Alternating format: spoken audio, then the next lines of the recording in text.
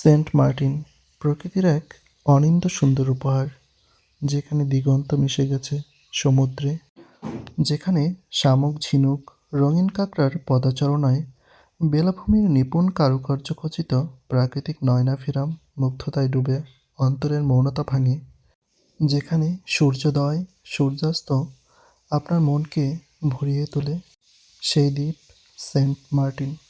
আসসালামু আলাইকুম। আপনারা সবাই কেমন আছেন? আলহামদুলিল্লাহ, আমরা ভালো আছি। আজকে আমাদের সেন্ট মার্টিন ট্যুরের দ্বিতীয় দিন। ভোরের প্রথম প্রহরে দুইজন বেরিয়ে পড়েছি আজকের সকালটি উপভোগ করব বলে। সকালটি ছিল অনেক সুন্দর। সকালে সাধারণত সেন্ট মার্টিনে ভাটা থাকে, আর বিকেলের দিকে জোয়ার। সেন্ট মার্টিনের এই জোয়ার ভাটা সেন্ট মার্টিনের সৌন্দর্যকে বহুগুণে বৃদ্ধি করে। আমার মনে হয় সেন্ট মার্টিন এক এক সময় এক এক রূপ ধারণ করে। আমি তো বালির উপরে বসে আঁকিবুকি শুরু করে দিলাম। বলতে পারেন ৮-১০ জনের মতো আমাদের ভ্রমণের স্মৃতিচিহ্ন রেখে আসার প্রচেষ্টা মাত্র। জানি থাকবে না, কিন্তু চেষ্টা করতে দোষের কি। আঁকিবুকি শেষ করে দুইজন সমুদ্রের পাড়ে দৌড়াদৌড়ি, হাত ধরে হেঁটে চলা। তারপর চিন্তা করলাম, আচ্ছা হাঁটতে হাঁটতে বাজারের দিকে যাই। বীজ ধরে হাঁটতে হাঁটতে দুজন পৌঁছে গেলাম বাজারে। এই যে দেখতে পাচ্ছেন, এটাই সেন্ট মার্টিনের একমাত্র বৃহৎ বাজার। এটা আসলে জেটিঘাট থেকে যদি আপনারা নামেন, জেটিঘাট থেকে খুব একটু সামনে আগালেই এই বাজারটি পড়ে। এ বাজারে আপনারা কম বেশি সব পেয়ে যাবেন।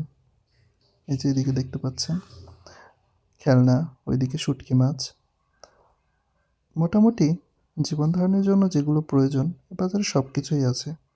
যদিও জিনিসপত্রের দাম কিছুটা বাড়তি, বুঝতেই পারছেন এটা একটা দ্বীপ। দুজন ঘুরে ঘুরে বাজারটি দেখছিলাম। যদিও যাওয়ার দিন বাজার হয়ে গিয়েছি, কিন্তু আজকে যেহেতু এসেছি তাই ভালো করে ঘুরে ঘুরে দেখব।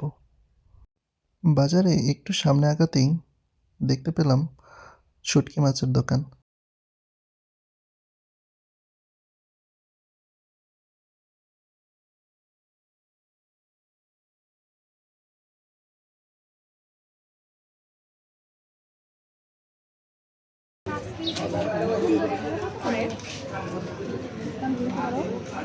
সুন্দরী মাছগুলো কত করে প্যাকেট? কেজি কত করে? প্যাকেট 350। এখানে কতটুকু আছে? Half KG. Half KG. আর কেজি কত করে? 600? কেজি 600 টাকা। ছুরি কত করে? এই নাম দিবি। কত? ছড়ি তো বিভিন্ন ধাঁচের না? ওটা এটা হচ্ছে 1150। কত?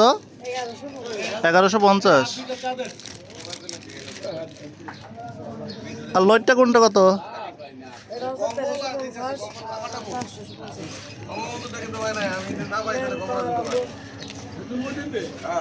শুটকি মাছের দোকান থেকে ঘুরে এখন যাচ্ছি সেন্ট মার্টিনের যে মাছের আড়ত আছে সে মাছের আড়ত এবং কাঁচা বাজারের দিকে। মূলত সকালে ট্রলারে করে মাছগুলো আসে, আর আড়তদাররা সেই মাছ কিনে এখানেই রাখে। যে দেখতে পাচ্ছেন সামনেই অল্প মাছ। আসলে ওদের মাছগুলো বেশিরভাগই ওরা বরফজাত করে ভেতরে রেখেছে।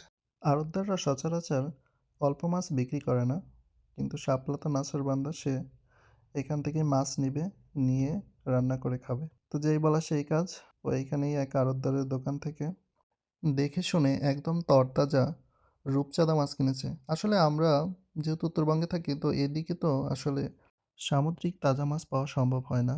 তাই বলতে পারেন তাজা মাছ খাওয়ার লোভ সামলাতে পারলাম না।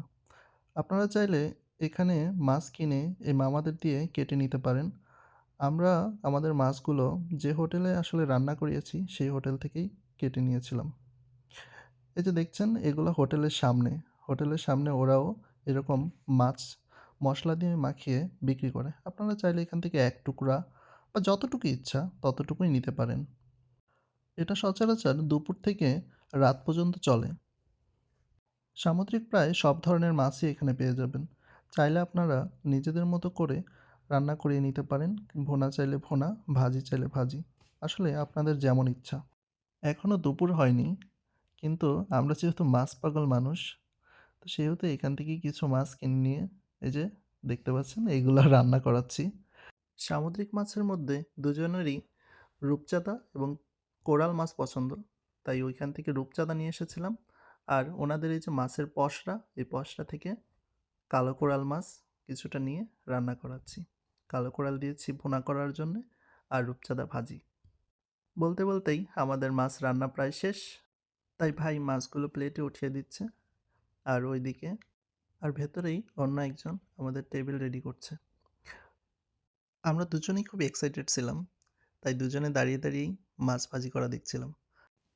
তারপর আমার ম্যাডাম নিজেই হাতে করে নিয়ে মাছগুলো নিয়ে গেল।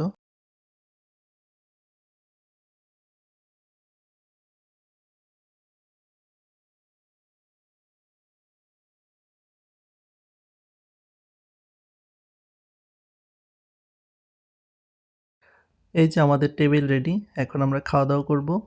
রূপচাঁদা তো এমনি অনেক মজার মাছ, কিন্তু তাজা মাছের টেস্টটাই আলাদা।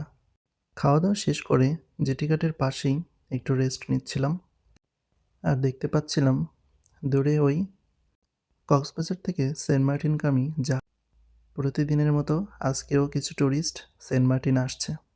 বিশ্রাম শেষ করে দুজন হাঁটতে শুরু করলাম। হাঁটতে হাঁটতেই পেয়ে গেলাম একটি বড় কচ্ছপ। ম্যাডাম তো বাচ্চাদের মতোই ওইটা ধরে টানাটানি শুরু করে দিয়েছে। সমুদ্রের পাড়ে আসবেন আর সমুদ্রের পানিতে গোসল করবেন না, তা কি হয়? আপনি নিজেকে আটকে রাখতেই পারবেন না, তাই আমরাও আর নিজেদের আটকে রাখতে পারিনি। সমুদ্র স্নান শেষ করে আমরা রিসোর্টে ফিরব। এই যে দেখছেন যে গাছগুলো, এটার নাম কেয়া ফল গাছ। সেন্ট মার্টিনের সবুজ শ্যামলিমায় মাথা উঁচু করে দাঁড়িয়ে থাকা কেয়া গাছ প্রকৃতির অকৃত্রিম সৌন্দর্যের এক অনবদ্য নিদর্শন।